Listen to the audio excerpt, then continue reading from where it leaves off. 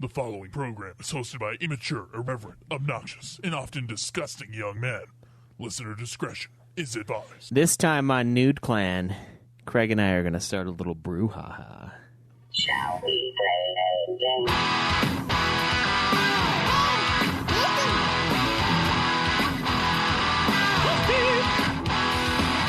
You've got several things to do. You've got work, kids in school. What do you do when it's all over? How do you hand something from one player to another? Turn on the TV, pick up the controller and play some games with the new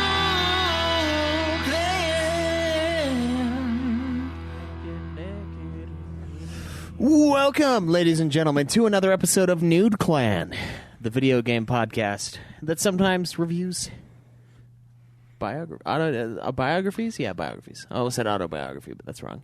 Yeah. We, of course, are reviewing the Ron Chernow Pulitzer Prize winning Washington, A Life. Greg, What? what's with the face? Just this book, man. I mean, it was a good book. It was really long. And it was narrated by Scott Brick. Which made it feel 3 times as long. Even though you were listening to it at like 1.5 speed? No, I think it was only 1.25. I've begun only listening to books at 1 time speed. I savor. generally only do for 1.5, but with people Scott like you Brick, guys who I have couldn't. all day at work to listen to books, that fucking makes couldn't. sense. Yeah, Scott Brick. I think he's a lot better in this book than he was in the last one. When you speed him up. In my opinion, I think he's a lot better this time. I jokingly was going to say we should read Atlas Shrugged, only because it's by him. He read by him as well, and that thing is like 70 hours or something. 60 hours. It's not that I want to read that book. It's that I want to make you guys suffer through. I gotta show you. I gotta show you this one book I listened to.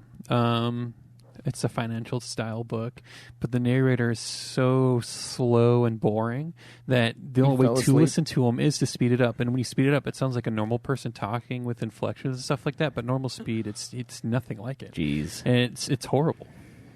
I don't understand how some people talk so slow. I mean, it's not that. So Joe doesn't talk slow, but like there were times when we would speed up everyone's voices, and like we would sound fast, and Joe would just sound normal. It was really funny.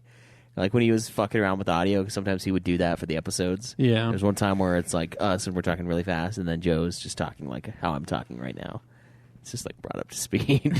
So he's the Scott Brick of the clan, the X clan. Yeah. And now I don't think any of us are super slow, but yeah, the narration is kind of iffy.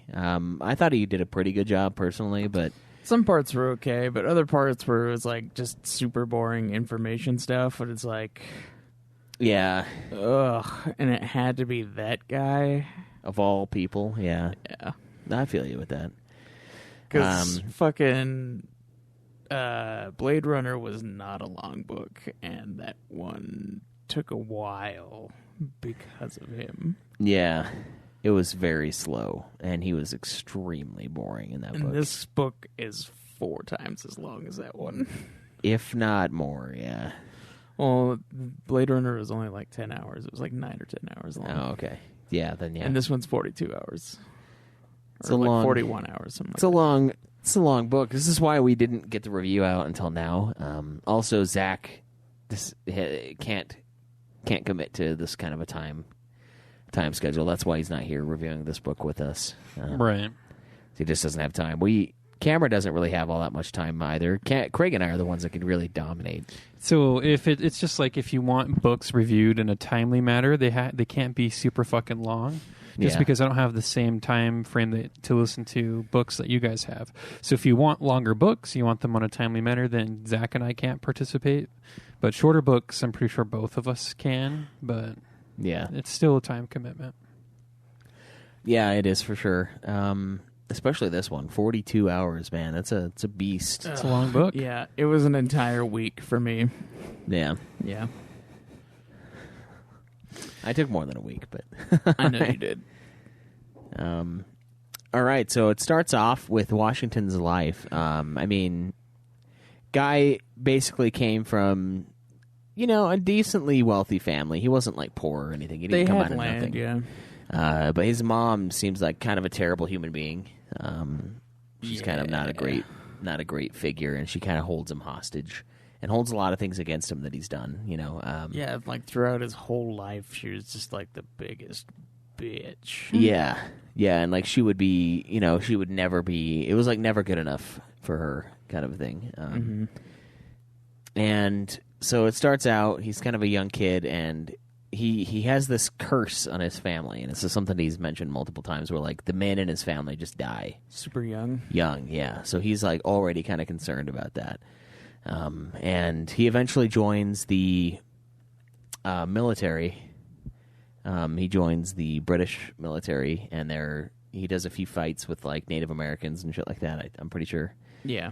And this is where he starts to kind of get a name for himself. But in the beginning, it's not a good name because he like fucks up multiple times. And it's interesting because throughout this book, like he's kind of just really lucky in a lot of ways. Like, Yeah. there's like He multiple... like meets the right people, and like certain situations just happen to turn out the way that would like assist him the most. Yeah.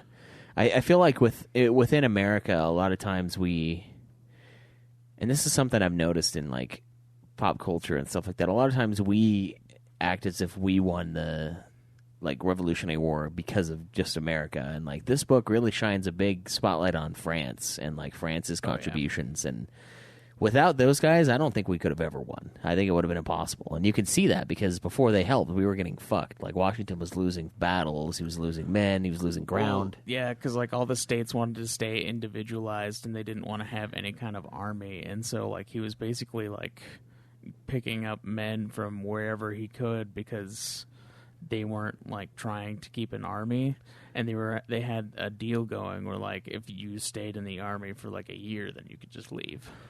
Yeah. And so everybody's like, 2 or 3 years, I can't remember how long it was, but then they started like just fucking leaving when their time was up instead of like staying on to help with the fight. Yeah, there was And no so sense of he duty. was constantly losing people. Yeah. And he couldn't replenish his forces for very long. Yeah, so a lot of this stuff kind So of... that was like really what fucked him over, and that was basically like the government at the time, or like the founding fathers. They were just like, yeah, we don't want an army, so so they kind of like fucked him specifically with that, because like he tried to tell them that wasn't going to work, and he proved him he was right, and the only reason they did win is because France assisted. Yeah. So it kind of starts out with him, obviously, as a young boy. He starts losing family members even as a kid, and like there's just people that just die super young.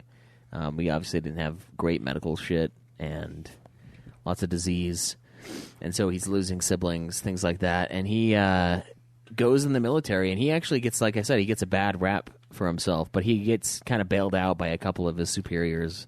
Well, there's also that one situation, I can't remember. It was like with the Indians, where like they attacked and they scalped a bunch of people.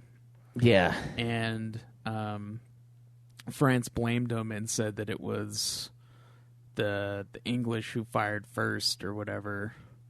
And so that caused like a whole thing with France, which they blamed Washington for. Yeah. Because like his commander had died like right before that or something, so he was in charge at that time. Yeah. So the guy is honestly like we when I think of Washington before I read this book, I just thought of like kind of like the noble leader who just always won, kind of a thing. And that's kind of how I think maybe over time that we've come to view him as. But honestly, the guy fucked up like constantly. Like he fucked up left and right with his conflicts, sometimes even in politics. Like there's a lot of mistakes that were made along the way. So his mom is a horrible human being. She's like super against him joining the military. She's not like, there's almost like no sense of pride in her son, which is really kind of rough for him because he really likes his family. He's like really trying to do right by his mom the whole time. Well, he feels like he has to, but he likes Yeah, his it's another other thing. family members. But like, it's he feels like he has to like take care of her because they're family, but he has no love or respect for her. Yeah. Because of the way that she's treated him. And, like, partially it's because, like, she wants him to stay around constantly and be around her all the fucking time, but at the same time, she doesn't, and at the same time, she just wants money. Yeah. Yeah. So And they're fairly wealthy, and they, of course, own land that would eventually become his house. And he, at some point, Mount Vernon, he moves to Mount Vernon, like, full-time. Didn't his mom, like, moved somewhere else or something like that? It was he something. bought her a house that was, like, a couple towns away or something like that. Yeah. And so he kind of distanced himself. And then, you know, one of the things I really like about this guy is he's not self-made as far as, like, how he was born, because he was born into wealth, but he did a lot of stuff, like, by himself. Like, he improved Mount Vernon. He spent a lot of time, like, obsessing over his home and, like, really maximizing how beautiful it was. And he was, like, obsessed with this, you know, the sense of beauty, and even like within like his own like clothing and stuff. It mentions a lot about that, where he's like trying to stay fashionable with like the British, and But he also wanted to stay like somewhat militaristic in style. yeah, so very strict. And he was really loyal to Britain for a long time. There was like a lot of time in the beginning where he was really proud to be. Oh yeah, like the founding You know. fathers kept trying to like make peace with them, and then they were like, but they wouldn't do what they wanted for like the taxes and stuff, and so they were like, well, you know, this is tyranny. Then like we can't tolerate this. Yeah. I love the fact that we got kind of like, because like I said before, like the Washington, for the most part, was kind of this like, I don't know, like more of like a stoic kind of figure, just like the quiet leader kind of a thing. And we Yeah, didn't you really don't get a sensitive side. You don't really like learn much about Washington, like even in like the history classes and stuff. They're all basically just like, oh, this is the stuff that he did, and it's always like the great stuff, but you never like learn about him as a person. Yeah, So it was really interesting to like have the book be like, oh yeah, he was like he really had to think things through before he like made an action. yeah. Which is why they were like, he's not the best military leader because of that, because he couldn't just think of like a quick thing to do. Yeah, he was kind of He a had slow. to like, he was a great planner for things, but he couldn't react to things very well. Yeah, he's kind of a slower, and he acknowledges this. Like one of his biggest regrets that he talks about in the book is that he regrets not getting like a true education, and he's felt that like over his head the whole time, because the other founding fathers, they're all like wealthy, very educated men, Right. and he always felt like kind of the idiot in the room. And there's no, He just real- felt like he had to compensate somehow. yeah, and that was why he would take his time. Yeah, he went balls deep into the military stuff too, because that was like, he felt like that would be his only accomplishment. Yeah. Against those guys who were like super educated. Yeah, and there's a lot of great interactions between him and the other presidents and the other founding fathers in this thing. That was some of my favorite stuff.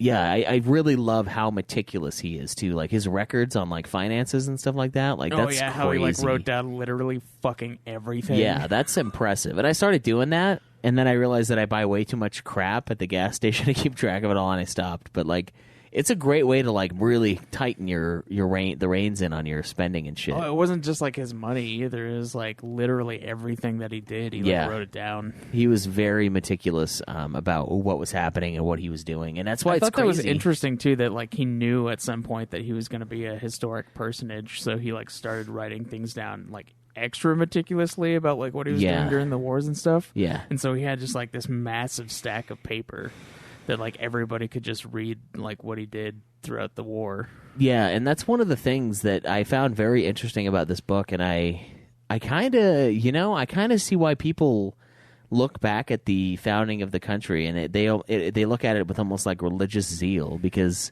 the amount of shit that had to happen for the United States to exist is pretty fucking crazy. Yeah. Like we had to have a guy who would step down from power, like the one person in history that ever did that, like Julius Caesar when he won all of those wars for Rome and he like kind of united everything. What did he do? He became a dictator, and he was later assassinated for it. And that was in a civilization where sometimes they elected a dictator. Right. They would say the fucking, it would be like a situation like right now where there's like crazy lawlessness in certain towns, but like There were times in Roman history where the lawlessness was so crazy that they elected a dictator. They elected a guy that would just top down control completely, and it was still a democratic process. But they had that, and and for him to have been the kind of person that had complete support. He won he got every electoral the first time he ran. Everyone wanted him to be the president. He honestly could have become a king. That's one of the things this book focuses. A lot of people were even calling for that. Yeah, and he said no. He stepped down after 2 terms, which is funny because that's now the standard. Yeah. It's the max, There have been a few people that have been president longer. I think the FDR is kind of the only elected one that went over.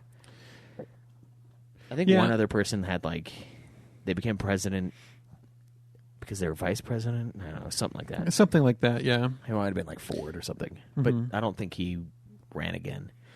But yeah, it's kind of an amazing figure, and he also, there's all these accounts of him in these battles and in these fights where shit's just blowing up all around him, and he's untouched, and he just doesn't get shot. He just does that thing, yeah. He's the guy that there's no bullets. It reminds me of that scene in Black Hawk Down when that general finally shows up and he's just walking as bullets just zipping by and he's just walking normally and just starts to take control of the situation. Yeah. And everyone else is cowering. That's just George Washington in general.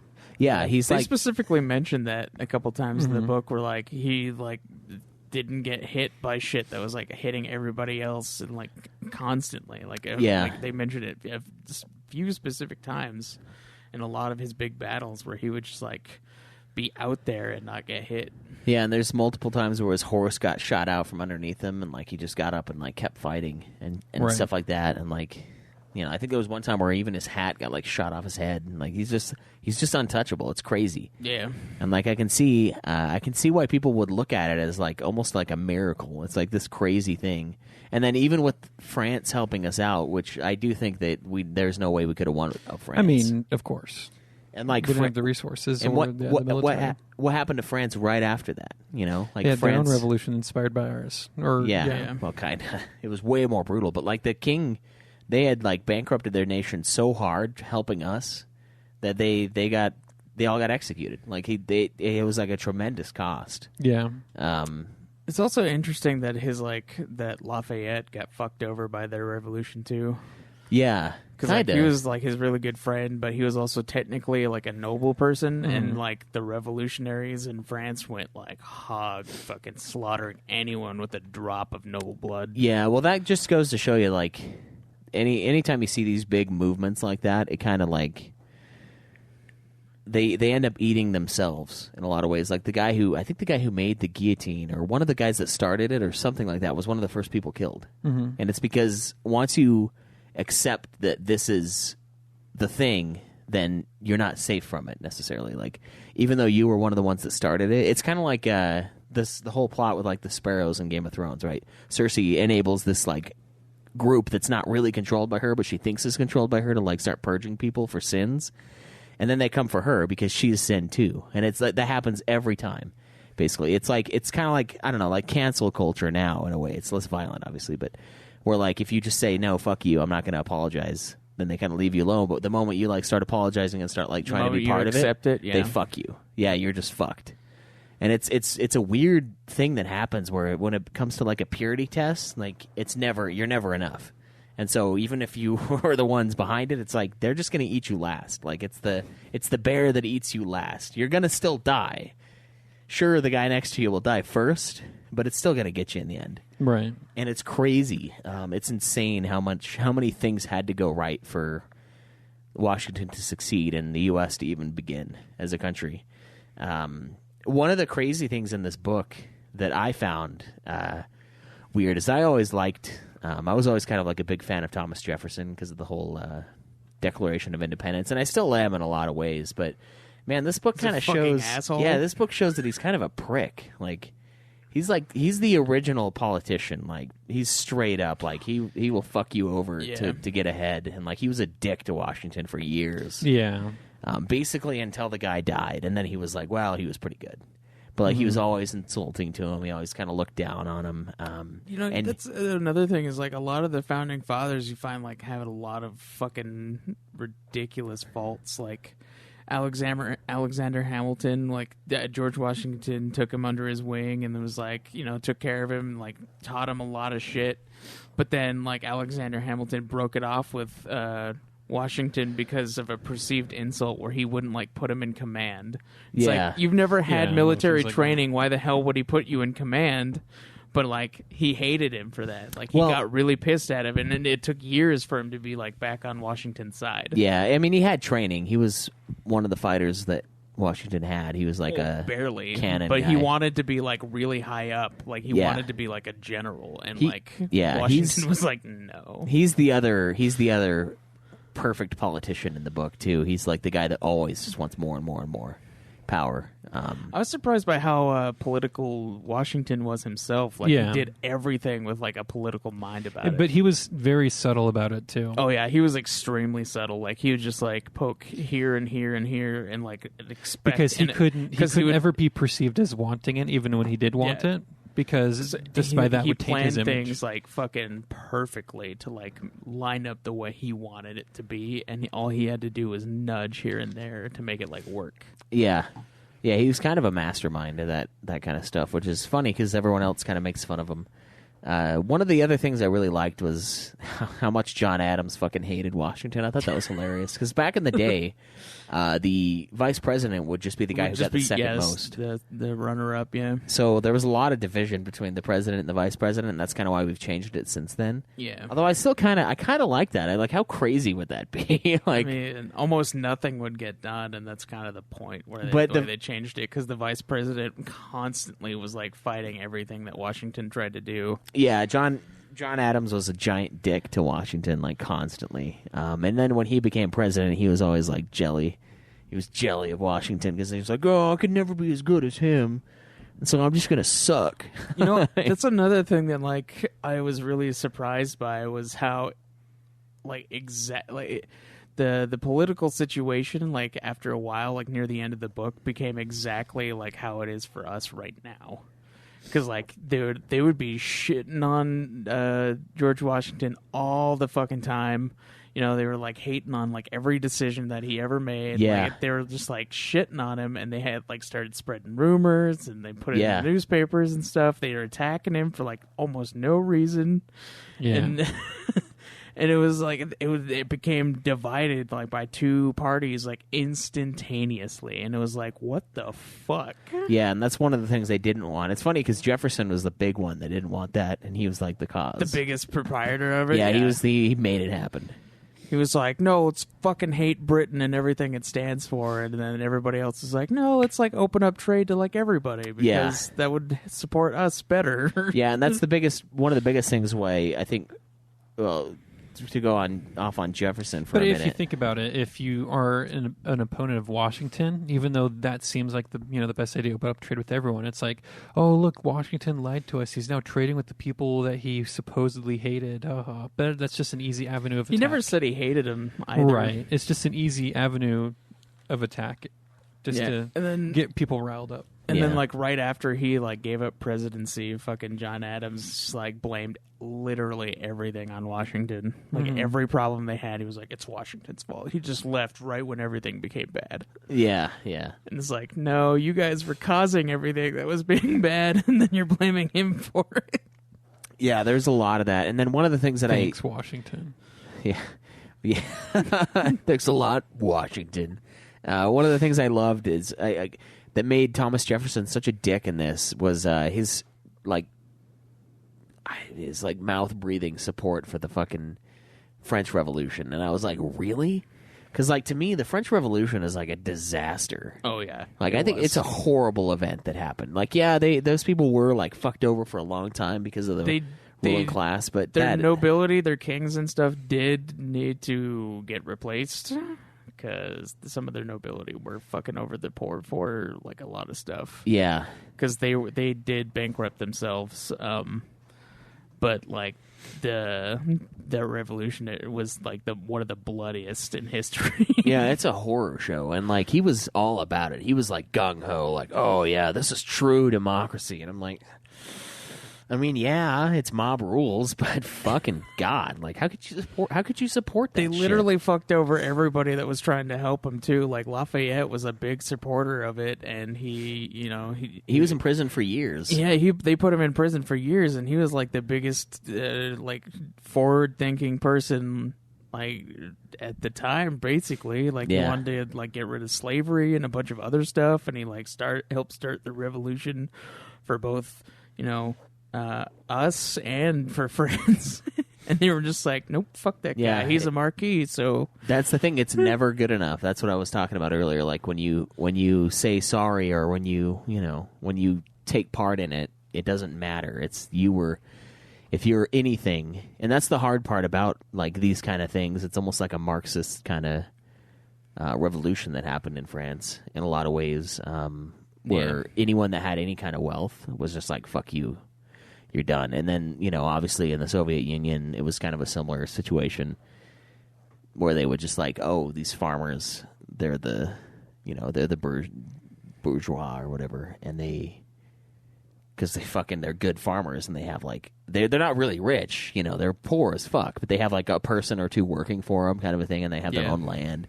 And they said, no, you're ruining our economy, you're taking from us. And so they banished all those people, and then everybody starved because those are the guys that made the most food, because the prices law is like 1% of people make 99% of the things. And so when they banished the most productive percentage of the population, everyone started dying. But France just cut off their heads instead, so they just killed everybody. Yeah.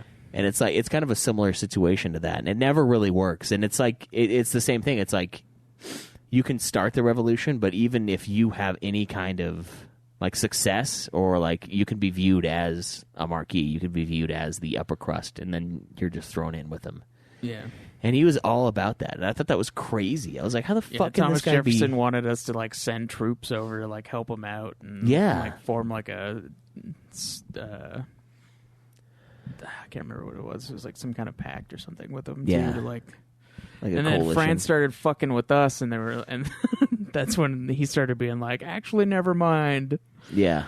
So that's one of the weird things about this book is like it kind of shows that Jefferson is kind of a dick, and like I never really knew that before, because I always thought he was just. That's one thing that you kind of hear, is that like he was kind of a dick, but you don't realize how much until you like look into it. Yeah, and it's funny because most of the time the presidents are either terrible people and good presidents, or terrible presidents and good people. So like John Adams was a pretty good guy by all accounts, and like by the things that he did and he stood for. Like he was one of the few people that was like very opposed to slavery at the time. Like he was one of the few that was like no, and he wouldn't have slaves, and he all of that. Yeah. But he was an awful president. Like so it's weird. Like Washington is one of the. Jefferson was like one of the worst people in the world. Yeah, but he was amazing as a leader. Like he was just primo. And Washington's like one of those rare characters that's both.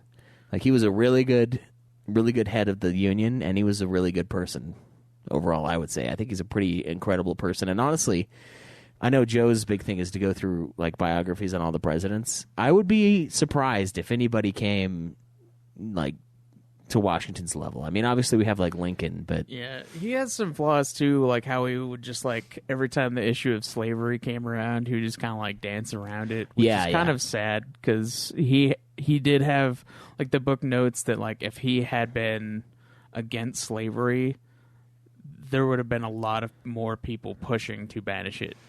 Yeah, that's one of because like he could have done that, but he chose not to. Yeah, and there's a lot of reasons. One of the big reasons was that he knew it was like a super divisive thing, and while he was a political animal, he didn't want to do something that big of a political move. That's the hard part about the founding, is that if you get rid of slavery, there is no country. Is the point that they came to. He kept trying to think of ways to like basically replace slavery, but he couldn't think of anything good at the time. Yeah, and especially because it was starting to fail. It was becoming a failed system because he notes this too. He says the slaves are all lazy. He's like pissed off because he's such an industrious, like, hardworking guy, and he's like, these guys are lazy shits. Like, why aren't they working harder? And it's like, well, because they're fucking slaves. Yeah, that was kind of something that I thought was kind of like ridiculous. He didn't like slavery, but he like looked at them as crappy because they were lazy fuckers. He also did look at them as property. Yeah. which is kind of fucked up. Oh yeah, it's for sure. But one of the things that's genius about the Constitution is and one of the justifications for this. I know that it wasn't Washington that did this, but it was supposed to be life, liberty, and property. That's pretty much what the pursuit of happiness is. But they changed it to that because slaves were property at the time.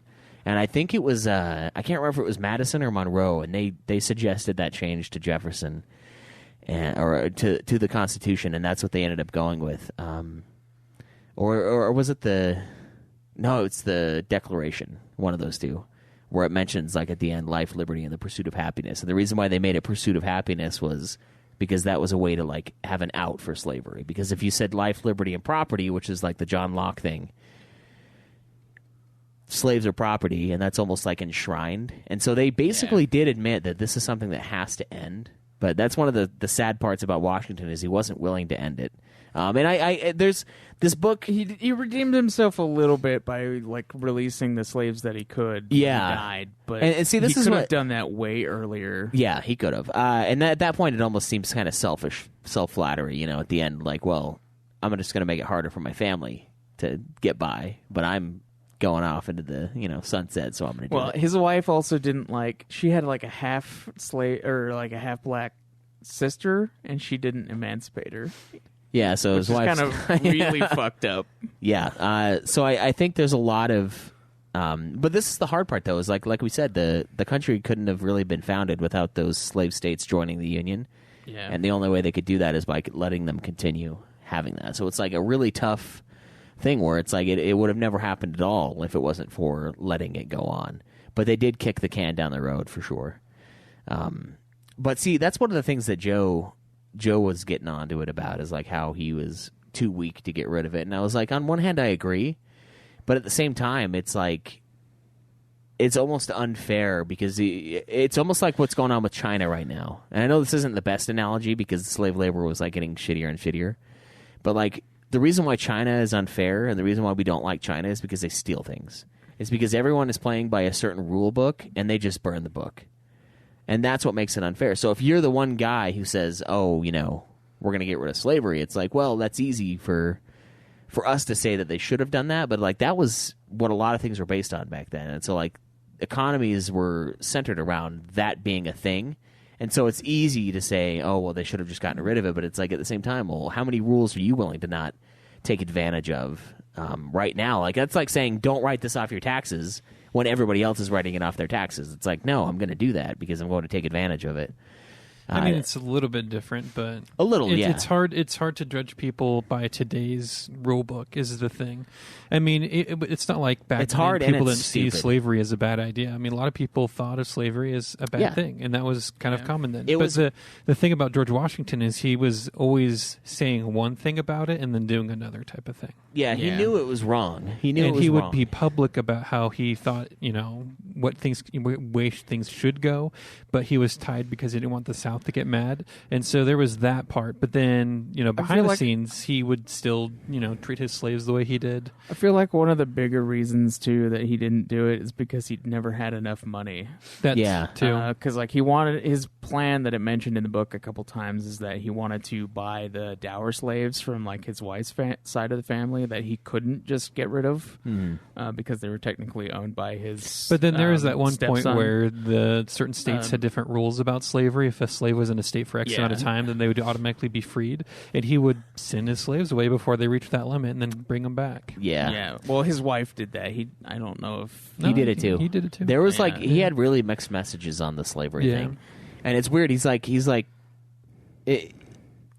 I think he thought that while he owned them, they should be grateful that they are owned by. I think that's what it was. A good person, and it was so. And there were lots of people who were against it at the time, but it was still pretty much the norm. We were one of the earliest countries to get rid of it too, which is something to keep in mind. We got rid of it pretty fast. Britain still got rid of it before we did. I don't know if they did. So did France. I don't think they did. But anyway, it was a very common thing back then. Yeah, and Britain and France got rid of it before us. And it was... I don't think they did, dude. They did, and they also got rid of... you gotta look it up. What is it called? Indentured servitude? The 1807 is when Britain abolished slavery. Okay, yeah, then they did. Yeah, like It sucks though because it's kind of British. The reason why I was here in the first place. Well, is British, but- the Britain and France were both shitting on us And then because France we kept abolished it for in so long. 1794. Yeah, I think- they were shitting on us for Yeah. keeping it so long. Yeah. So that's It's funny though because they set us up. They set the country up as kind of like necessary for that. So it is kind of like it did Sort help of. us grow the country like a lot, Yeah, but yeah. um, It's the. I mean, a lot of people now view it as like the United States' original sin kind of thing, and I think that's pretty much where it is. That's like the one thing that we did for they way gave too it long. up years and years before we did. Yeah.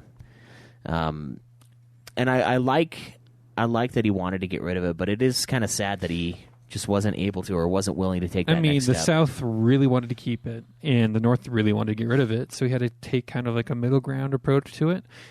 As president, I can see him doing that. Why he did that to keep the Union together. Yeah. But it's his own personal interactions with his slaves that yeah, kind of. he could have led by example and just Yeah. gotten rid of them like he said he, But was, he wanted but to. he was always like, "I'm not going to take your money to rule the government, to be president," and that kind of I feel like also kind of wrecked him financially. And like you said, if he got rid of all of his slaves, he'd have been destitute. Yeah. If he had enough money, he But probably would have still. done it when he wanted I mean, to. we can conjecture if he had this, but none of us would really know. All we Yeah. know is the example he laid down. So He always hated not having enough money because like they always kept him too long with political stuff, so he like couldn't manage his own I affairs mean, for very long. even before he became president, he couldn't really stay ahead. Well, of his he affairs. he had Yeah. a lot of like he was growing the wrong crop for militaristic the area stuff. he Yeah, was in. yeah. Because he always kept trying to like make his own strain of tobacco. Yeah, he was obsessed with the tobacco. Because tobacco is good in other areas, but I guess it was just too hard to farm tobacco in his area. Yeah, so he was like, for someone that's as meticulous about money and things, he was actually kind of awful with money in a lot of ways. And I think it's just Well, like with business decisions, anyway. it's like the growing pains. I think at the end of slavery is kind of that's why it was no longer. It's not that it's. I mean, it is obviously morally wrong, but it was also becoming economically unfeasible. Yeah, because it was costing him a lot of money to like keep them in line and stuff, and Yeah. he wasn't really making much money, so it was like a real problem for him. But this is the one thing that I don't like about Ron Chernow in this book is he constantly harps on the fact that he didn't get rid of slavery and that it was like He does hypocritical. do that, yeah. And I'm like, I get it, and it is wrong, and I wish he would have like tried to get rid of it more, or maybe even just ruled by example and said, "I'm not going to do this anymore."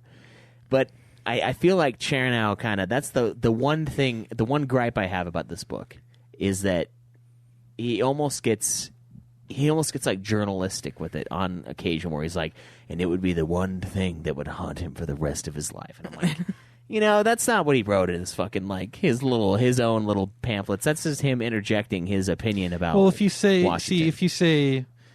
it would be the one thing to haunt him for the rest of his life, that's also saying that his conscience was weighed on it. And it was, and yeah. trying to paint Washington in a good light type of thing.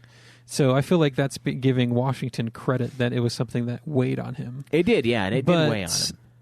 I don't know if it did 100% or not, but we just wouldn't know. I mean, He was definitely ruled by the political situation Yeah. of the time. So if Yeah. more people were against slavery, because at if the he time, tried to abolish slavery right probably away, would the have gone South, for the it. South would have just peeled away. We would have never had a country, yeah. And Or so the it's- country would be a lot smaller than it was. It's a hard And thing. different. I mean, we could try to look into what an alternate history would be if the South would have stayed separate for a long time, or is things modernized if they would have joined the Union and again at a later date.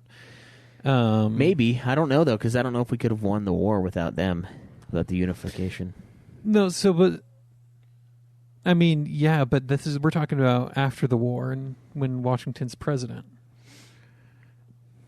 Yeah, I could see the South slipping away. I could see that happening, and then And if that happens, then re-engaging. Britain and other countries probably would have tried to influence the Mexico two probably would have different fucked them nations. over without us. Well, that's years down the road. Who knows if they would have reunified, or if the South would have been bolstered by, another nation. yeah, by they that could have point. joined with Mexico. Well, there was or a lot of, something. like, There's They a would lot have of been states stuff. that we Mexico, but, like, eventually- Britain and stuff like that. Yeah, but there's a lot of states that we eventually bought and stuff. They were Yeah, owned but by like that's not Mexico right, yeah. and France. It could have been the race between the northern states and the southern states to who got the most got land. most land. who got the most land pushing Yeah. out west. It would be interesting if they would have actually just said, "Fuck you guys, we're doing this." I don't know. I think it was probably the right move to not do it yet. It's just unfortunate Yeah. because it's like I don't know how you balance those two things. It's the right 'cause move to have what we have today. Yeah, I think it was. I would loosely say I would say it was worth it based on how much good our system has like given the whole world. But that doesn't mean it wasn't wrong. I feel like Thomas So it's Jefferson fucked it up the most because of how many slaves he owned and how he wanted to keep that shit. Yeah, one of the coolest. I think he did kind of lead by example for Washington when he emancipated his slaves when he died. Yeah, and that's one of the things that Joe was being like, well, he didn't get rid of all of them. It's like, well, he legally couldn't. Yeah, get he rid of the other legally ones, couldn't so get it's rid like, of the dower slaves. It's not really a half-assed effort if you can't. Like, Yeah, 'cause he you didn't can say he didn't have the money for it, and he just couldn't. you could say legally. release them all, and then you die, and the law's like, sorry, no, like you're not the king, you're the fucking president, and you're not even the president anymore, so no. Yeah, that's the one tragedy of Washington. I would say one of the two tragedies of Washington. The other tragedy is definitely Sally. Sally Fairfax. Yeah, his like childhood, like young adult girl, and then he goes off to war, and then she marries some other dude, and he still loves her. Like you can tell that he still loves her, like the whole time. Yeah. Didn't And he meet her he when she cares was for her. already married? Yeah. Did she? Yeah. Oh yeah, I think you're right. Yeah, She was married like the whole time, and like they started developing feelings. yeah, and he had They to had to, like- distance himself, kind Yeah. of a thing. And you know what? It's one of those tragedies where it's like. I feel like it was also good on her part that she didn't like keep it going either, because a lot of their stuff was she distancing first because Yeah. like he was real into it.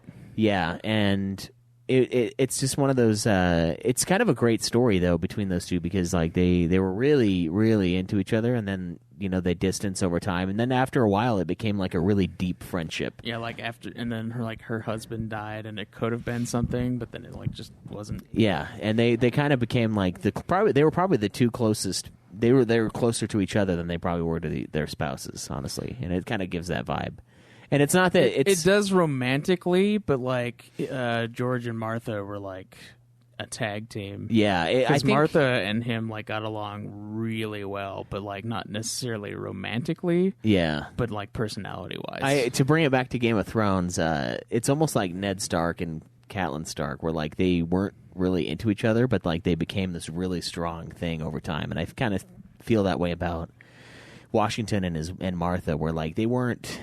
Washington obviously was very interested in someone else, but they created something extremely strong together. And even with that on the side, being something he never really acted on, as far as we know, they still had a really strong foundational relationship and things like that. And that's kind of how I've analogized it, I guess. I also thought it was kind of funny that like George Washington was known to be Like a somewhat ladies' man. literally. Yeah, he's like a ladies' man, and like kind of like he's almost like a Joe Biden. He's like sniffing people's hair and shit. In this book, he would also paint this in a good light. Like he was always a fan of the ladies at everywhere he went. Yeah, And all the ladies loved him too. It's yeah, like, yeah. oh, really? They're gonna release the Hollywood insider tape of Washington. Like They're gonna cancel Washington. grab now. him by the labia, or like whatever the official the vulva. You just gotta grab him by the vulva. It'd be like grab him by They the wouldn't say ankle. that. Yeah, no, it's like grab him by the shoulder. It's just like old school raunchiness. You just gotta pull the shirt away a little from the shoulder and grab him by the shoulder. Cancel him 200 years later. He was though. That was something that Ron Chernow talked about a lot in this book. Was like he was always like he would always dance with the ladies. He was always into that, and they loved him too. This guy could have gotten all the puss he wanted in the world because he's a beast. He's a gentleman, he's super reserved.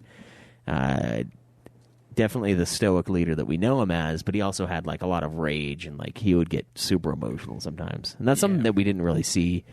We don't really see in our history and classes and stuff like that. But like obviously Chernow, one of the things he got was like access to these old notes, like a lot of his personal notes and like things like that, and they found those, which is weird because it's oddly similar to the Genghis Khan book, the first book that we read for this segment of the show, for the Drunken Tomes.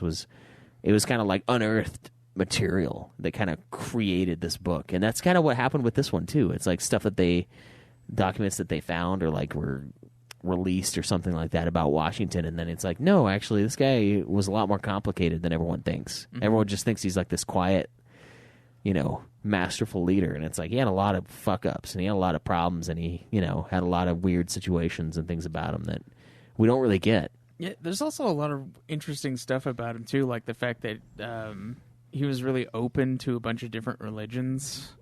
And, and like he never specifically said which religion he belonged to. Yeah.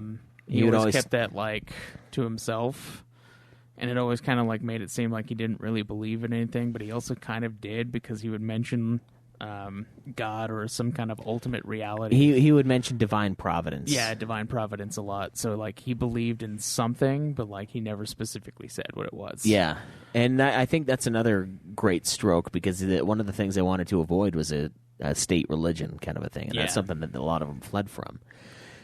So honestly, he bizarrely, he's like the perfect human being at the perfect time to create the United States, because he also didn't have children, so there was no risk of becoming a hereditary thing. Yeah, no risk of it becoming an inherited country by his child, and it was almost analogized that the United States was his child, like it was the thing he created. Because it was probably his wife, honestly, that couldn't have kids, but it could have been him too. I think it said it was him. How would they know, Make though? sure to say it was him. How the fuck would you know unless your wife had a kid? Because she had kids, didn't she, already, when he married? Oh, no, you're right. She did, She did have kids, yeah. And they said, I forgot about that. I think they mentioned something about him, like, going to look into it or something. Or no, he didn't look into it, but he believed he couldn't have kids or something like that. Yeah. I thought that too, but because it also talked about that when it mentioned it like was going over that whole scandal of him possibly having like a or a child with a slave or something, but it turns out it was actually like his brother or one of his like nephews that did. Yeah. Because like there was a possibility he couldn't even have kids. Yeah, and that's the mainstream belief, is that he was sterile, pretty much. I thought for a minute that I might be, but I'm actually quite not. It turns out, quite not. Yeah, very quite much not no. sterile. Yeah, I was worried Very about much that. potent. Yeah, got some fucking swimmers in there. But yeah, it's crazy, because he's like it's so weird, and that's why when these like super conservative people in our modern day view it as like this religious event, I'm like, I kind of see where you're coming from, because like all of these things colliding, it's like all the stars and the planets aligned, and then America. Like, it's crazy. It's absolutely insane. Especially with France, like, just giving up everything, and the king just fucking himself over completely, and then the country is founded after that. And, like, France just the king gets killed. He gets beheaded, like, after helping us win the war, kind of a thing. So it's pretty insane. And I like that a lot, and that's one thing that you're right. Chernow does talk about him being like a ladies' man, and sells it as him not being like a creep or anything. Yeah, which is good, because that's a bad look. But and even when he started getting older and stuff like that, like still, someone who is as famous as he was around that time, if he was more of a creep, people would have written about that. Yeah, we would know. So. Yeah, he was really respectful, I guess. Yeah, it's very gentlemanly. And he took a lot of that from like the British like high class. Yeah, he always wanted to like looked model like his ideal noble. Yeah, and it's funny because he just barely fought a war with these guys. And he still wanted that. He's still importing their clothes and shit. He like wants to look like them, but he's like, I just don't want you guys running my show. He like made a lot of like militaristic mistakes because of that shit. Because he wanted like well-bred people to be like in charge, even though they were like idiots. Yeah, there was a lot of problems, and like even betrayals with people on his, like on his staff when he was fighting the wars. Like one of his generals, I can't remember who it was, but the fucking Benedict Arnold.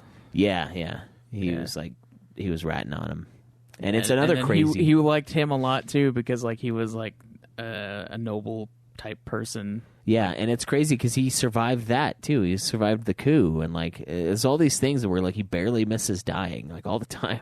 Yeah, there was one that they mentioned where it was like they had a cannon shot that they could have fired at him, but they didn't for some reason. I can't remember what the passage was, but Yeah, like that's essentially what happened. Is like he was riding out and was like, "That's George Washington. We could have killed him right there or something." yeah. The only other president that comes to mind that's like that is FDR. No. Teddy Roosevelt's more close because he got shot, so he tried to that's what I was assassinate him, and then thinking, he did like a 2-hour speech right after that. Yeah, Teddy got shot and kept going. But no, the one that I'm thinking of is Jackson, because there's the one guy, when he was an old bastard with his like cane, there's this guy that came up to him with 2 pistols, and they both didn't fire, and then he like almost killed the guy with his cane. And it's like, that's one of those moments where it's like he should have died, but like somehow he like fucking didn't, and then he just beats the shit out of the guy. That's the only other person that's like, I don't know why they wouldn't, because he was kind of a prick, but I don't know why they'd give them the same like dibs on mortality. Yeah. On immortality in certain moments. But yeah, Washington, there's lots of that. I don't know. I think overall, I think this is probably the best biography I've read. And I haven't read very many. It's very biographies, thorough. But Yeah, it is. it's extremely thorough. And thorough to the point of boredom at times, I will say. Yeah. Especially, there's some good action bits and there's some really good parts, but like some of the building it takes a long time. And I do love the book, but It started getting better, I feel like, in the second half. A lot of the first half was just kind of like really boring. Oh, hey, he went and did this while They probably he was just a didn't young have military guy. This while he was a young military It's guy. also funny how long it is because they probably didn't have as much material on his early life. But then again, Washington knew he was going to be a famous person as it was happening, so he probably wrote down a lot of stuff about his early life. Yeah. Yeah, there was some stuff like that. Because later he would give definitely people didn't know. permission to go through his letters and his memoirs and stuff like that to basically write it all down. Yeah. Yeah, and it's crazy. One of the awesome things that happened during this time is, like Craig was saying, the press really exploded. They had the Federalist, which the Federalist Papers is what we call them now. Just the collection of essays by Hamilton and John Jay. And Jefferson, like, being, like, anonymous. I don't fucking know. basically having, like, anonymous shouting matches at each other. I think it says here it's Hamilton, Madison, and John Jay. And they claim to be Publius, which is of course a ancient like Roman dude, and that was kind of their. The biggest thing they started with this is of course ratifying the Constitution. It was a big part of the Federalist Papers, and then a lot of the Federalist ideas. It's pretty important. Like one, especially I guess it's Federalist number 10, and that was the one that. I think it was Madison. Yeah, it was Madison talking about preventing rule by majority faction, and which is a big thing that we started. So, and this is why I get so irritated with people trying to like abolish the Electoral College and stuff like that. Is because like it's all meant to be a way to like prevent majority rules because we're not supposed to be a pure democracy. The founders had a great idea, and this is talked about in the book. They banter a lot about this. Actually, there's a lot of like discontent, and this is why they're so against each other. Is they're mostly the same on almost everything. But there's like a few key things that they like constantly fight about, and they'll just hate each other. Like John Adams is mostly on the same side as Washington, but they'd hate each other because of like 2 things. Yeah, and Jefferson is a prick to him about like 3 things, and that's it. Everything else is like what we think the of exact same, which is why they like did the things that they did. Yeah. It's like they're almost there. They're like 97%, and that 3% they're just gonna like never talk to each other again because of. And that's one of the things that this kind of. Presents obviously federalism, which is the idea of like federalism is letting the states control most things and then having like a federal government that kind of like has an overarching thing, but not to the point of tyranny. And the whole idea of federalism is the checks and balances that we have, where like we have and some of that's even been eroded now. The Electoral College, of course, was to prevent one of the things is to prevent mob rule over people, because the idea is that 51% of the country shouldn't rule the other 49%. Yeah. And of course now it's been like the opposite. 49 is like running 51.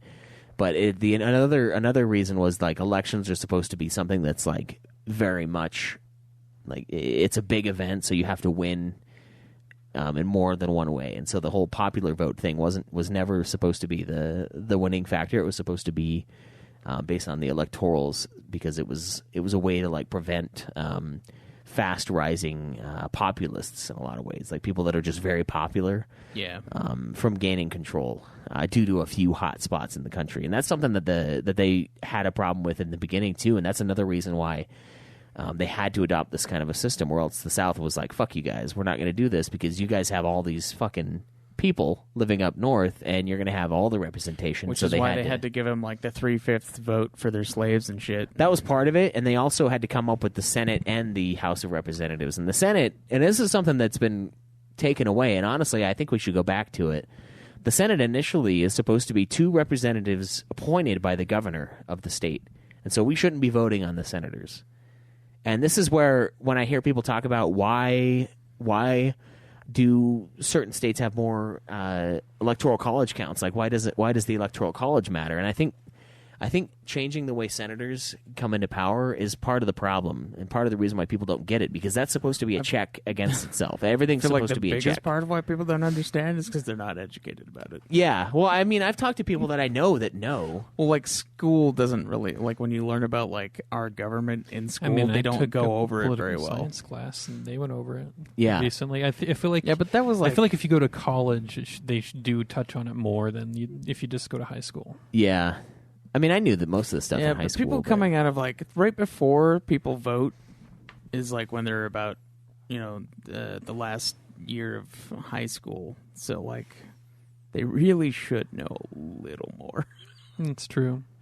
So that's when, like, the last year of high school, I think, is when all the political stuff should be like. But then if you say that being able to vote is an education thing, then you're going to be called racist. Why? Don't you know that poor kids are just as smart as white kids? Yeah, but it's access to the education is what they're going to argue. I did hear that. Well, I mean, they're going to argue that if you can't. So the basically argument is you can't put any bars in front of being able to vote. It's fucking high school. That's the lowest bar there is. Grade school's lower. No, okay. I watched the Schoolhouse Rock thing in grade school. Yeah, I'm just a bill, Yeah, we should bring that back. Yeah, they do a lot in elementary school, and then more in high school. That should make a normal high school student who knows basically how it operates if they paid attention.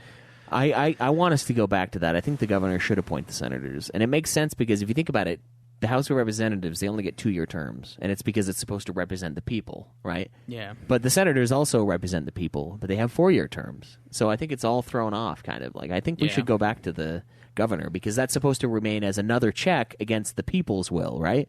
It's all supposed to be about checks and balances. It's not supposed to be mob rules. It's not California, New York gets to run the whole fucking country. That was the intent behind putting in the idea of federalism and the idea of the Electoral College and things like that they set up in the beginning. And they fought about this like hard. Yeah, they fought hard against each other.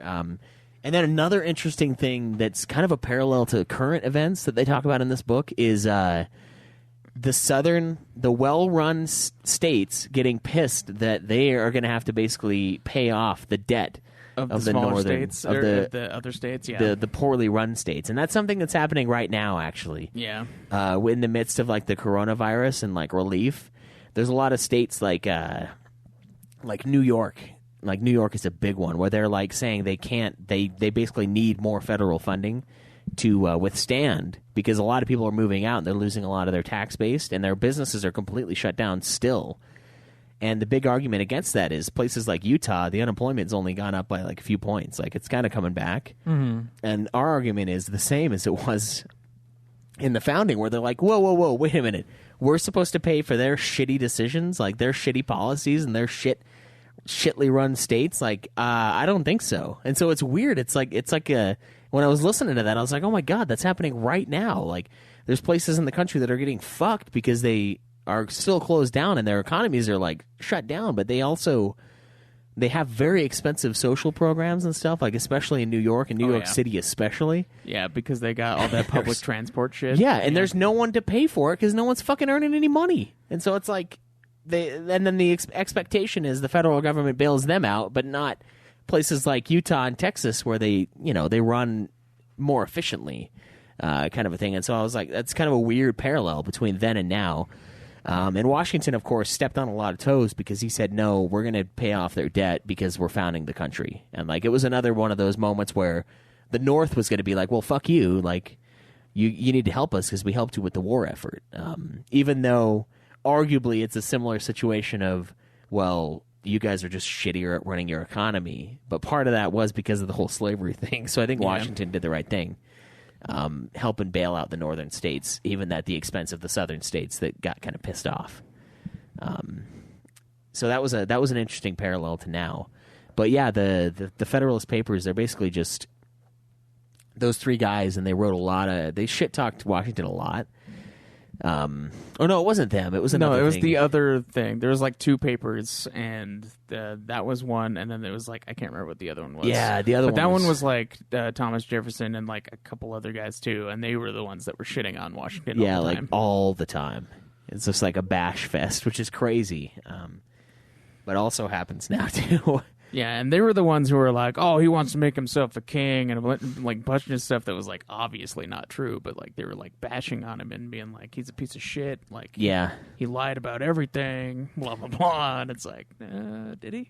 Yeah, so there's a lot of that going on, and they really hammered out all the details because it's so cool what the system that we came up with because they were like, okay, well, our state's not as populated, but we should still have a say. And so they're like, okay, every state gets 2 senators. And this is something I've had to explain to people that are smarter than me. So I'm like, I don't understand why this is so hard. They're like, why does Montana get the same amount as California? And I'm like, well, they don't, because the Senate has to get the bill from the House. And so California has like 1 million House seats. And so, like, yeah, the Senate has the same representation, but the bill doesn't originate in the Senate, usually. Sometimes they can, like, draft something, but the House has to push it to the Senate. And so it's supposed to be a check against that. It's supposed to be a check against those highly populated areas, and it has to be like a majority thing. And there's some laws that come in to play where it has to be a majority. It's like, Montana's a great example. It's if Montana doesn't get an equal say in something, then what's going to prevent them from saying, hey, we don't want to be part of the union anymore because we're not going to get listened to at all. Yeah. Exactly. Let's be part of Canada instead. Yeah, and that's what stopped that from happening in the beginning was they got representation by population, and then the second tier of that was representation as a whole. Yeah. And everyone got 2. Yep. And honestly, I think it's fucking genius, and it's crazy that they were able to come up with that compromise. Yeah. Because it would have usually been one or the other. And the Senate is kind of supposed to be, like I said, it's supposed to be an appointed position, so it's even another check against the House in a lot of ways. And now we've kind of deteriorated it. We've eroded that a little bit, I think. And I kind of want to go back to the original way of it, because otherwise it's just 2 houses, and then it's just there's not really a check against the other one if that happens, Yeah. And then at the same time, you can still campaign as a senator or as a governor. Hey, these are the 2 guys I'm bringing along with me, or I'm bringing these people along with me as senators, and that could be part of the campaign. And then and they get 4 years because they're the governor and they're the president of the state, basically. And then when that 4 years is up, they leave or they reelect or whatever. So that was supposed to be another check and balance. And then they had obviously the Supreme Court was in there. Had John Jay as the first Chief Justice. Yeah. He did some pretty cool stuff. They kind of went over a few of the cases that he talked about. A lot of it was just kind of like keeping things in check. And it was like setting like certain laws in place based off of his decisions and stuff that would like, follow for us. Yeah. And they honestly, it was kind of like the perfect storm to start everything off. It was really good. And it's kind of sad that like we've come to some of the stuff that's happened kind of recently, like the whole like life term thing for the Supreme Court. That's not really an original thing. I think they could replace the justices too, if I remember right. I don't know if they talked about it in this book, but I know that's something that happened after the fact. So, because they hadn't established everything yet. Yeah, there was still a lot. Even when George Washington left presidency, there was still a lot of stuff that they needed to like hammer out. Yeah, he just wanted to be done, and that's kind of like why they started doing like the 8 years thing. Yeah, of course they didn't do that until way later. Yeah, I mean way later because FDR was World War II, and he got elected 3 times. Yeah, but I think he set the standard, and it's funny because I look at John Adams and I'm like, oh, he's the first loser. He's the first guy that got 4 years. I don't know why, honestly. First bitch. Yeah, he's first 4-year loser. Only losers get 4 years. But yeah, it's crazy the amount of stuff that they were able to hammer out in these meetings, and this is stuff like they're not even they've declared their independence and stuff like that. There's still obviously the risk of conflict and the risk of it all falling apart, but there's a lot of people, and like we said, there's a lot of conflict going on. And it's interesting because like people like Alexander Hamilton, like we can't really place him with today's politics kind of thing. Like he's kind of more of like a big government guy in a lot of ways, but in a lot of ways he's like super about like personal freedoms and stuff. So like there's a lot of interesting characters that don't fit with today's kind of mainstream. They're all relatively centrist with like some right or left leanings. Yeah. But then they have like some other like liberalist ideas, like the libertarianist ideas, and there's a lot of like, yeah. And which is why they didn't want a two-party system, because like everybody was different. Yeah, and one of the things that I liked that they brought up was one of the things they didn't want, and this is something Hamilton made the point about, was that they shouldn't add the Bill of Rights to the Constitution, because the idea of the Constitution was everything that it does control is all that it controls, and that's it. Everything else is you. It's freedom, right? Yeah. It's like these are the rules, and then everything else is up to the states, was kind of the idea. And I kind of agree with Hamilton with this. I think the Bill of Rights has some great stuff. I mean, there's a lot of stuff that's in there, but none of it is inherently not in the Constitution. And the idea of constitutionality is supposed to be, if it's explicitly not banned in the Constitution, then it is constitutionally allowed. So, like, the federal ban on marijuana is bullshit. Yeah. Even if they did amend it, which I'm pretty sure they did. I don't think that should be a federal ban. That's not something that should be handled by the federal government. It should be a state-level ban. So there's a lot of things that they've kind of, like, forced to happen. Yeah, and they've kind of, like, forced in, and I think the Bill of Rights started that in a lot of ways. Not that I think it's a bad document, but I think that it kind of opened the door for a lot of these amendments that we've seen happen, including, like, stuff like... which one was the prohibition one? Yeah, whatever that one was, like 26 or some shit. That's a terrible fucking amendment. Yeah.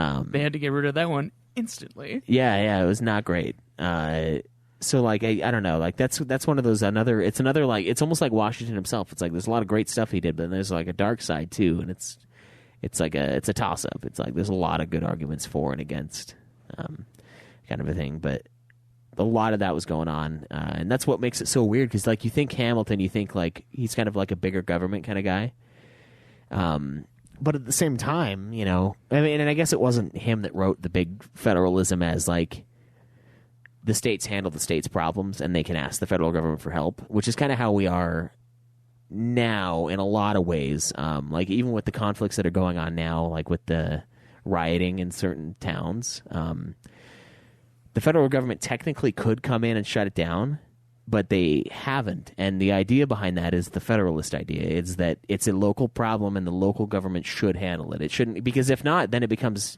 potentially tyrannical, right? Yeah, and that's another one of those. The government has to step in for every little thing. Yeah, and that's another one of those checks and balances. It's, we can help if you ask for it, but you shouldn't force it down. And so there's a lot of people that want him to force it down, and there's a lot of people that don't want it to happen at all. And so, like, this is kind of the perfect balance. And it comes from this idea of federalism that came from these Federalist Papers.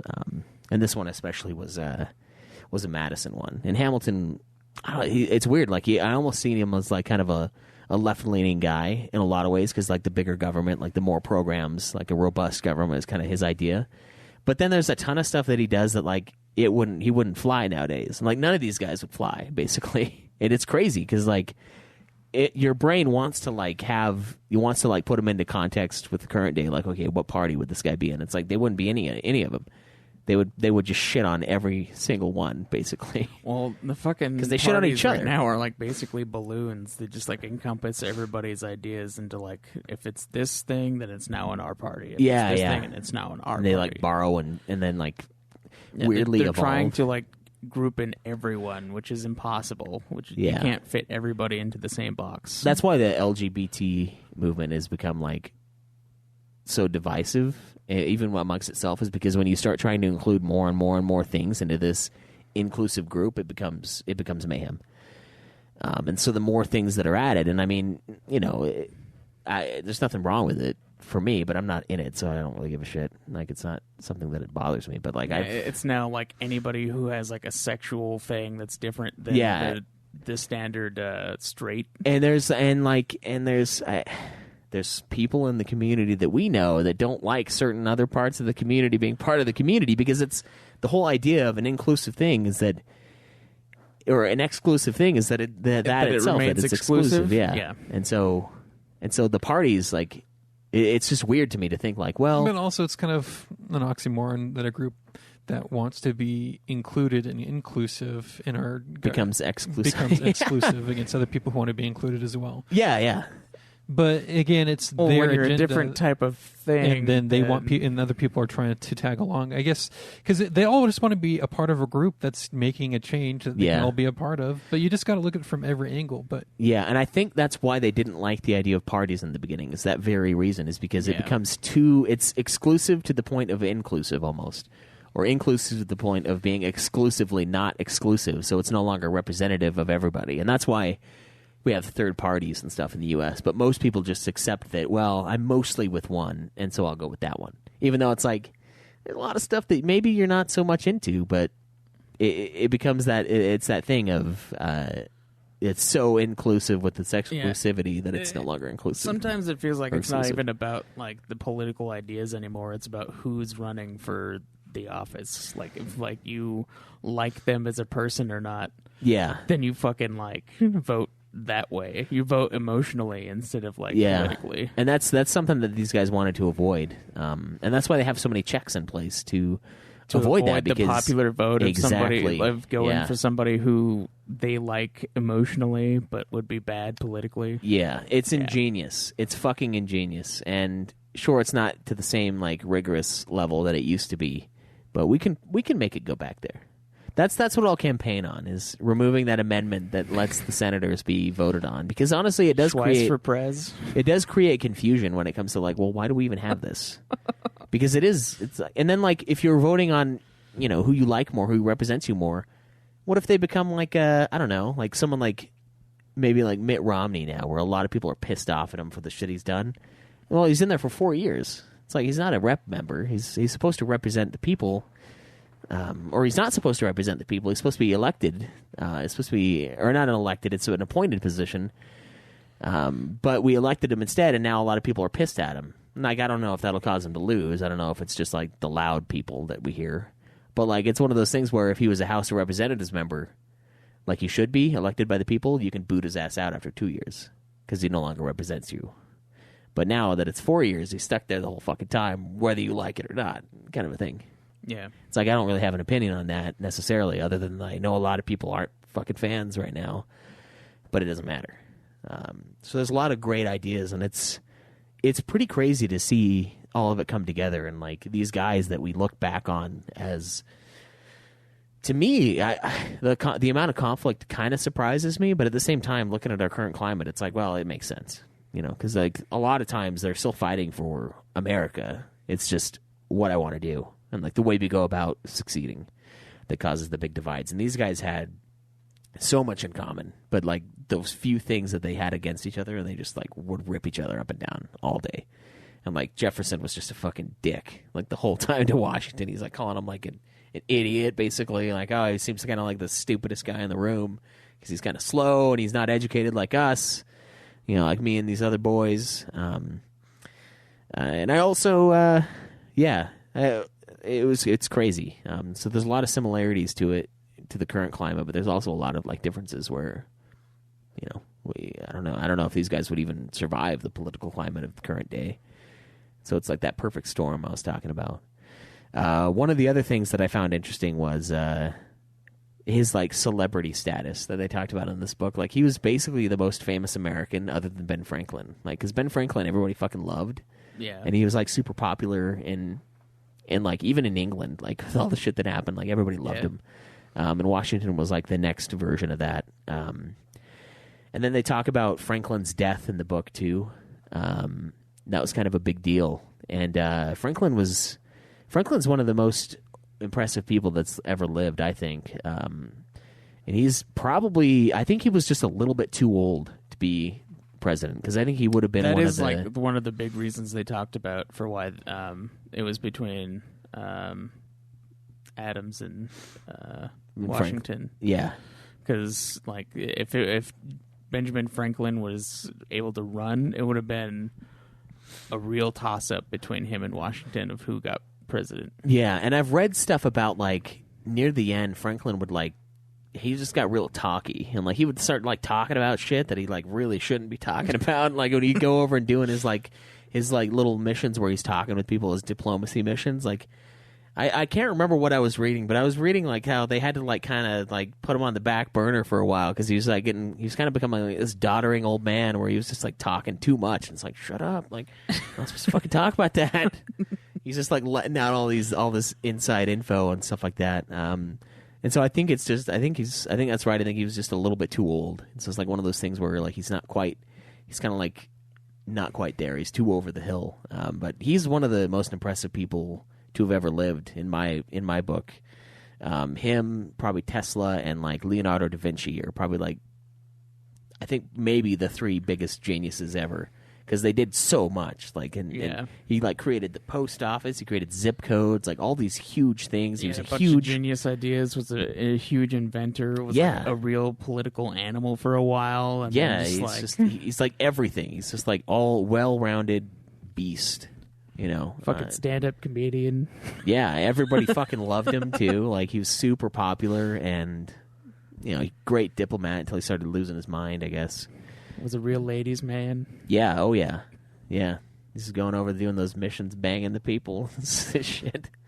He's super cool, but just a little...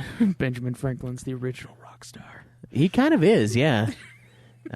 Just tearing it up. And so he dies, of course, partway through, and that's kind of a big deal. How old was he again? It was like, I think he was in like his late 70s or early 80s or something. I honestly can't remember. And then I like the last little bit of the book because it's kind of like Washington as president, and he won completely. Like he won every vote. It's the only time I think ever that someone has won every single electoral vote. I think Reagan lost Michigan. I think the one time he ran. I can't remember if it was the first time, but Washington got everybody. Everybody wanted him to win. Obviously, yeah, he was. No, it was like no contest whatsoever. And he didn't they talk about how his own state didn't vote for him?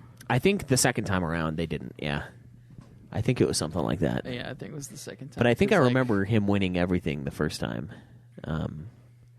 But the re-election, I think he almost lost actually. If I remember right, or at least it was a lot closer than they thought it would be. It was closer, and I think it's because he did lose like a lot of the southern states because he forced them to help pay for the northern state stuff. Yeah, that's right. That was one of those things that really fucking pissed him off. Really pissed off a lot of those guys, and it's like I kind of get it because that is pretty bullshit. But at the same time, you have to. They didn't have like a Federal Reserve or anything really, so like all the taxes were essentially going to the states themselves. And if any state in the Union failed, then they'd have to like bail them out somehow. Yeah, he was 84 years old, I guess, when he died. So that's pretty fucking old. Yeah, I mean, that's old for now. Yeah, he lasted a while. Yeah, he's got a good shelf life. I think Washington was only like 70, right? I don't even think he was 70. I think he was like upper 60s when he died. Hold on, let me look. I think it was somewhere in his 60s. But he had this thing. He kind of does this thing that I do where, like, I could say no to the overtime. I could say no to the extra hours. I could say no to all the stuff, but I'm like, it's almost like I don't want to do it, but part of me knows that I should. It's like this weird sense of duty that I don't really know why I have, because it fucking sucks, because I'm tired and like grumpy and I don't see my family enough. But like Washington and I kind of share that, where it's like, I don't really have a choice. Sorry, I have to do it. And it's like, I don't have to do it technically, but like I have to do it. It's a big difference though between your overtime and he died when he was 67. And it's bad science that killed Washington too. Yeah, that's true. Yeah, I mean he was getting pretty sick, but yeah. But I hate to do this, but I gotta tap out now, guys. Oh really? Yeah. You dying? Mm-hmm. Well, we're almost done. Just give it a few minutes, man. Just give us a few. You good? Yeah. Good for like 10 more? Yeah. Okay. If you're not, you don't have to. I get it. If it's 10 minutes, yeah. I know you're not feeling good. But I liked all the stuff leading up to it. And he has this weird sense of duty where he's like, I don't want it, but if they think I should have it, I'm going to do it because I think it's the right thing. So he kind of wants it. It's like people who like to serve, who like to do good things for people because it makes you feel good. It was like a toss-up for him because he was like, he always wanted to work on his own shit, which he like couldn't really ever do because of how much time he spent in office, either in the military or politically. Yeah. But then he was like, if they really need me to do it, I guess I will. And and because he was still, political, he wanted the best spot. So of course he was like going to go for presidency, but like he didn't want to do it forever, right? Because he wanted to do his own stuff. It's almost like auto martyrdom in some ways, but not quite as extreme for him because he's like, well, I don't want to do it, but really I want to do it. It's like, I'll do it if you ask me to, but it's like, well, we're going to ask you to, and you're like, okay, well, if you ask me to, will I do it? And it's like, okay, well, we're gonna. So do you want to or not? Depends on if you ask. The fuck? Okay, fine, then yes. And then he did it, And he was always like, "Oh, I should be back home, hanging out with the fam, building the farm out, but I never have time because of this shit." But he never turns it down, and it's weird. And it's like that's what I do all the time, and it's so dumb. But it's not quite the same because it's not like, well, there's no one else there that could do it because they're all idiots. With Washington, it's like, well, I feel like I have to do it because because it's me. I'm awesome. So I don't have that, but it's like the same kind of like weird sense of duty that like I don't want to, and I know I have other things that I'm also dutiful towards, but I'm gonna choose the one. It's like by all accounts because of myself. It's really annoying, and it's annoying to me that I do that too, but I can't not do it. It's like just I don't know. So he had a huge sense of duty. And then later in life, I think once he started getting bashed and like the media started shitting on him all the time, by the end he was just like, he was getting real burnt out. Yeah, he's like, what, fuck you guys. Like, and he gave an excellent fucking speech leaving. Like that's a great document. And one of the things the book brought up is as he was walking out, everyone but one person stood up and clapped. And that one person was Andrew Jackson. Fucking dick. He would later, of course, start the Democratic Party. He was the founder of that. But he was not a fan of Washington, and I think it was because of the write-offs for the northern states. That was a big thing because he was a southern state guy. And it was awesome. And then he just leaves, and he goes back, and he like sets all of his affairs in order. And he, of course, has like a tumultuous relationship with slavery even after his presidency. For a while. And after like kind of putting in these checks to kind of get rid of it over time. And he talked about that. He talked about how like, we should get rid of it now, but it's one of those things that I don't think we can. And I hope someone later is brave enough to do it. Is kind of what his thing was. And so I think there's also like a lot of his buddies that wanted to get rid of it too, but like he couldn't actively pursue that. It's funny though, because of reasons. Even after placing it, like not one of the things is like to not enshrine it into law by adding that property line and changing it to the pursuit of happiness, which is basically the same thing, but it was to make sure that we didn't like permanently add slavery because they were property at the time. Yeah. So they changed it for that reason, and it's like he was down for that, but then he goes back to being a dick to his slaves again right away. So it's like so fucking crazy. He's very hypocritical when it comes to that, but he he sets his affairs in order. He really builds up his house, and he makes it the beauty that it is now. You know, he makes it truly awesome with Mount Vernon, and he's going around, and of course his bank, he's becoming bankrupt over time and losing all his money. Because, like, nobody's working on his fields and shit, and Yeah. people kept visiting him after he had retired, Yeah, which and was it's really fucking him over. Because, like, that- he had to, like, because during that time, it was, you know, you have to treat everybody, like, as well as you possibly can. Yeah, there was like hospitality. They're supposed to be like, yeah, it's the hospitality, so you're supposed to basically treat each person like their family, and you kind of, like, gotta bring out the best stuff that you have in order to, like, both impress and, like, serve them. Yeah, and that bankrupted him in a lot of ways. But it's another thing where, like, he doesn't want to do it, but he feels like he has to do it. So it's just like public office. He's like, well, I shouldn't, and I don't technically have to, but I'm going to. And I have to on a different level. So he did a lot of that, and then it fucked him over heavily. And then he got, like, a cold. It was crazy. He just, like, got a cold one day because he was out late, like, observing his property and stuff and checking stuff over because he was always around, like, and he was, like, freakishly strong and, like, freakishly active. Like, he was a beast, and, like, he would still help him in the fields, like, as an old bastard, and, like, he was doing stuff, and he was, like, always very active when he could have had other people doing it for him. And he got caught a cold one day out surveying some of his land, and he basically never recovered. And they fucking leached him and shit, and, like, they took his blood, which is a really stupid idea, obviously. We know better now because you need, you know, your blood. And the idea was, like, get new blood in, which makes sense if you know nothing, which of course they did. So exactly where they were at the time.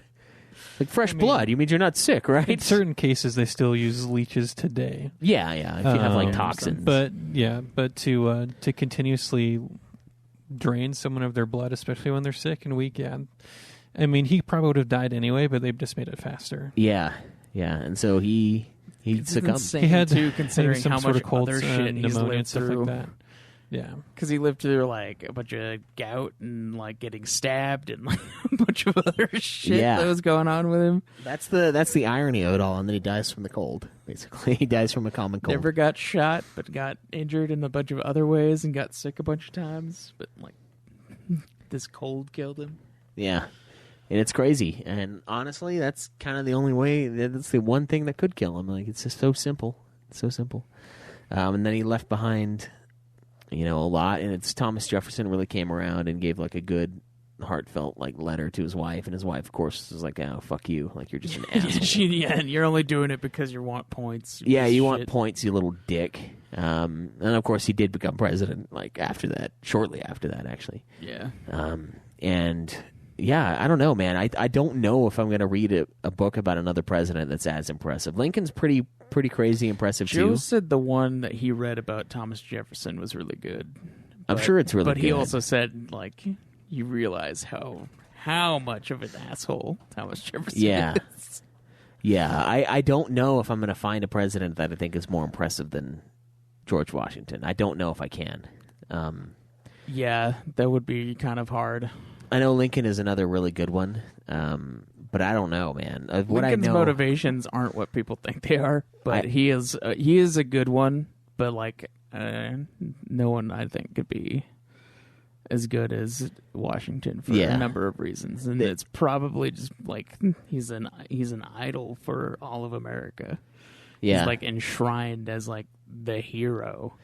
So, like, that's one thing, and then, like, you know, actually learning about him and realizing that he was also just a super good person, and the fact that he gave up power in general. Yeah, that never happens. Yeah, and that's crazy. That never really happens in history, and it's amazing that he was able to do that.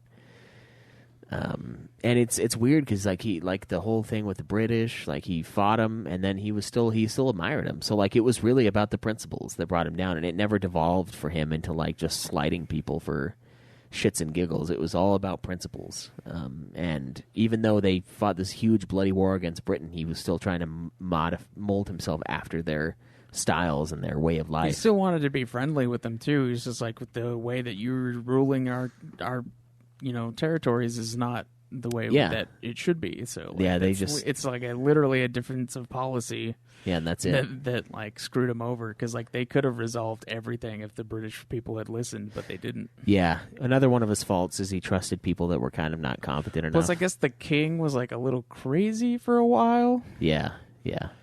One of the things that he did a lot was like he would trust people that he liked character-wise over ability, and that kind of fucked him up. Yeah. Like with Knox and a few of those other moments where like he really liked Knox, even though Knox was pretty good too. But like the one guy that betrayed him, he liked him a lot as a person. Yeah. And he's totally backstabbing him. Like there's a lot of that where it's not quite nepotism, but like he was looking for the wrong things. And it's funny because he's kind of that way too, where he's not the best strategist. He just, he kind of bumbled his way and then he got lucky. Well, he was a good strategist. Like, he made good plans. Yeah, but, like, he yeah. couldn't react well to things, so he wasn't necessarily the best person to have in charge of armies. Those snap decisions he was not there for because he's Yeah. a slower, he's like more meticulous with his actions. But I loved the book. I think it's a great read. Definitely worth the read. It's worth the 40-plus hours. I really recommend you guys pick it up. It provides a side of Washington that I've never really known of and seen before. And for that, it was a joy. And then it was boring at times, like I said, but for the most part... I think it was mostly boring because I really don't like the narrator. Because I don't mind just straight-up information, but it really depends on who gives it to you that changes a lot of things. Yeah. And it's good. It's good stuff. I really like this book, and I recommend it. It's definitely the best biography I've ever read. And I've only read a few biographies, so it's not saying much, but this is vastly above everything else. So It is, I think, the only other one that I think is as good or better is that one that I read about Nikola Tesla, which Yeah. is Wizard. That one was really good. And he had a lot of similar problems that Washington did. yeah. Is he sterile too? Well, he never really... Is he a virgin? it? Oh my god. Dude, you have to read Wizard. It's insane. He is like the worst businessman of all time. And like he did not like women. Like there was one that he was like okay with, and it like kind of made it seem like he maybe possibly had an affair with her because she was married. But like they don't actually know. Got it. And there's like a buddy he had who was gay, and he would be naked in front of that guy like all the time. Oh, that's kind of weird. So it was really strange. That book is interesting. I really liked Wizard. Yeah. But yeah, this one is also a really good one, other than the fact that, brouhaha is mentioned in like every fucking chapter. And, I can't remember what other one. There was another word that's like a... dude, I swear to God, like Ron Chernow was trying to bring back brouhaha into the English lexicon all by himself with that book. I like how they use the word retarded, too. I laughed at that because it was Yeah. like using it as like a deterrent or like a preventing something, but they just said retarded. It made it retarded, and I was like, oh, that's kind of funny. Yeah. They retarded this thing, and I was like, oh, that's... I hate when I get retarded. Like, I hate it. I love it when people use retarded as a verb. Yeah, I love it when it's properly used. Not as like an insult. It's actually kind of fun, It's kind of fun to throw that in there. But yeah, brouhaha was one that I laughed at too. I was like, man, it's a word I've heard like 3 times in my life, and I've heard it like 20 times. Yeah, or 100 times. Cam Campbell was like, no, they only probably used it like 4 times, and I'm like, no, dude. In the last Especially in at the end. in the chapter, yeah, like in the end, towards the end, the last few chapters, like when Alexander Hamilton was fighting with Jefferson, like all the fucking time, he used the word brouhaha like every 10 minutes. Yeah. I swear to God, like because he could have used the word fight, he could have used like any other word that meant like contention or anything. No, brouhaha.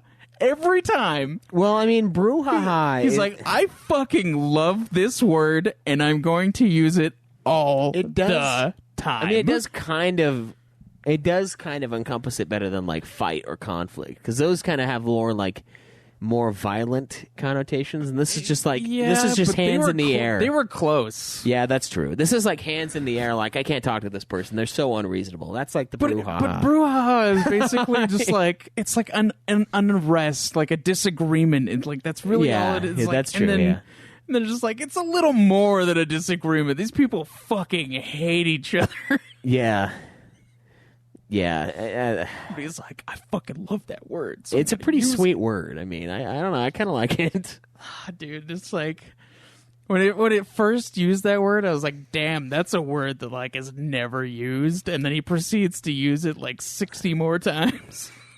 Yeah, I can't remember what the other word was that was like one that I barely ever heard, and I was like, oh, that's kind of an interesting one. But it wasn't. I can't remember what it was. I remember there's another one that was like, oh. That's kind of like an out there one where I'm like, wow, he like was like, let's whip out the vernacular. Yeah. You know. He's like, oh man, I got to read the dictionary again. Yeah. The brouhaha was fun though. The thesaurus. Greggy just didn't want to start a brouhaha. That's all. He was just all about no brouhaha. This is a no brouhaha zone. Fucking hell, dude. Yeah, I guess that and then the like editorializing of the slavery thing. That's the only problem I have with the book, honestly. And it's a slight problem because it's like, well, yeah. He does mention it a lot. Yeah, he does it like at the very beginning. There's like a statement he makes about the whole slavery thing. Yeah. And then at the very end, he makes another statement about the slavery thing. And then towards the end, like around when he dies, he talks about the slavery thing again. Yeah. So he talks about it like quite a few times where he's like, he could have done this, but he chose not to. Yeah, And that's really sad that he didn't do that. Yeah, and it's I'm like we didn't. I mean, your opinions are okay, I guess, but leave them for like the beginning and afterward of the book. Yeah, it's kind of like I just want the solid information here. It's like having like context plaques in front of things, like how they like have that on HBO Go now for Gone with the Wind. It's like, here's how you should feel about this. Here's how it was at the time. Here's how you should feel about this subject in the movie. And it's like, well, I know because I watched the movie and that's how I felt. Yeah. Like, I don't need you to tell me that, Ron Chernow. And I was getting kind of irritated with it, but I was like, it's a pretty small irritation, honestly. It's very small, but I'm like, yeah, no shit. A lot of the book is like praising him for like literally everything, and I guess he had to have like one or two things where he's like, well, actually, he's also kind of like he had problems. Yeah. But slavery was like the one thing that he like focused on. Yeah, and it's like a big thing to focus on. Well, yeah, no, it's a horrible thing because it's like his one big failing. I think was that. Yeah, and he knew it too. He knew it was going to be his big thing. Yeah, but he didn't do anything about it. And it's like, yeah, I get it, Ron Chernow. I agree with you, but. Please, God, like I get it because I've read this and I know what happened. Like, it's not because of you telling me that this. I mean, it was the one thing that he disappointed me. There's a few solid chapters dedicated to how kind of shitty he was about slaves. Yeah. So I mean, and we kind of get it. Like he told us what to feel. He really, you wrote the book, man. Yeah, but that's it though. That's the only slight complaint I have. Otherwise, it's a masterpiece work. Yeah, it is really it's really good because like I just had no information about Washington really before that. Yeah, and like to get all this like really interesting stuff and like how people are like, oh well, they have like paintings of Washington like that doing the praying stance thing. Yeah, and like there was a lot of people that thought that's what he was doing, but like that's probably not what he was doing because he wasn't very religious. He was in a weird way. He was. It was like, it's like when those people put spiritual, like, for themselves. That's kind of what he was. Yeah. That's essentially what he was. I think he was kind of or he was like agnostic in a way because like he believed in something, but he didn't know exactly what he believed. I think he's kind of where you are, where like it's something where like it's important, and kind of where I'm starting to become, where I know it's important, but it's not something that I'm going to put time into. Yeah. But like the principles of it are important. I think that's what he was trying to engender. Like he liked the ideas of it. Yeah, and I think that's a big part of the founding too. There's a lot of documents in the early days about like how that's the moral fiber of that is very important to the nation, kind of a thing. And he was very much into that, even though it wasn't in the traditional sense. Yeah, and it's also interesting that a lot of like the founding fathers were like either like super not religious or just were like kind of about it. Well, most of them were pretty religious. Well, some of them, but like most of them, like Thomas Jefferson, I think was a definite atheist, and like a few other ones were like the same way. I don't think But then, Jefferson was an atheist. I can't remember. I think Benjamin Franklin was. Maybe no. Jefferson, a lot of people have accused of that because he has his own Bible, but it's not like it's not because was he's a Jefferson heretic. the one who did the Bible thing? Yeah. Oh, okay. And it's not like because he was a heretic or anything. Yeah, it's his because Bible was really interesting because he took out a lot of he took out everything that was not just like the stories. he basically made the greatest hits, his version of the greatest hits kind of thing. Yeah, and so like it's the greatest hits Bible. And and I used to all the hits.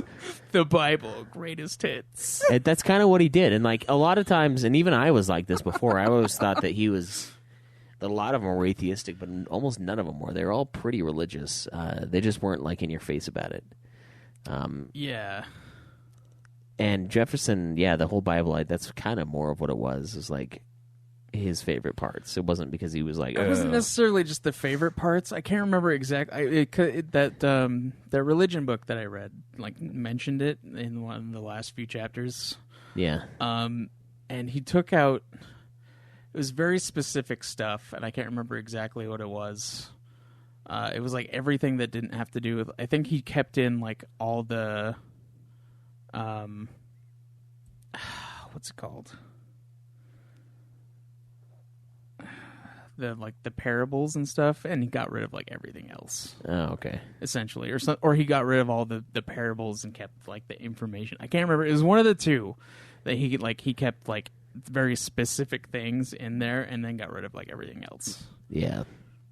Because like he wanted to focus on like I think it was the idea of like what I think he kept in all the parables and everything else was basically gone except for like the straight information like from Genesis and whatever.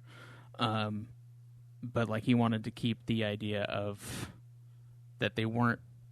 I think he wanted everybody to believe that they weren't specifically real things, but he wanted them to understand that they were like moral stories. Yeah.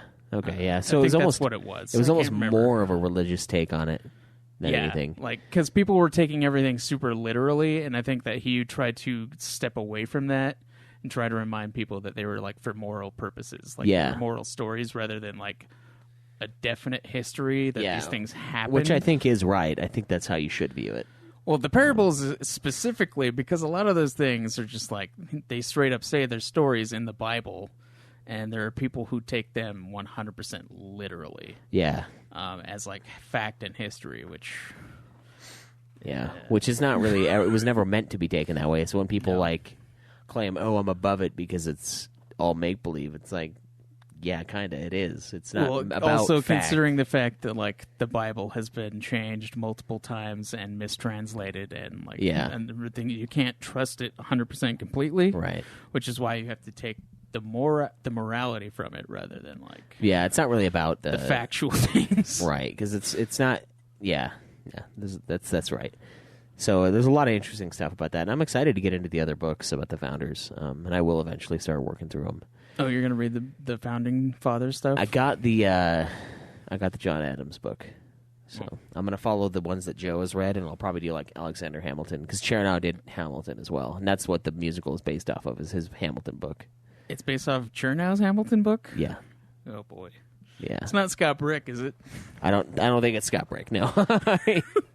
I think Scott Brick is I might listen to it if it's not Scott Brick. Yeah. I don't want to avoid Scott Brick for a long time. Yeah, you got your brick fix. You got your brick fix in. Do 2 brick books in a row.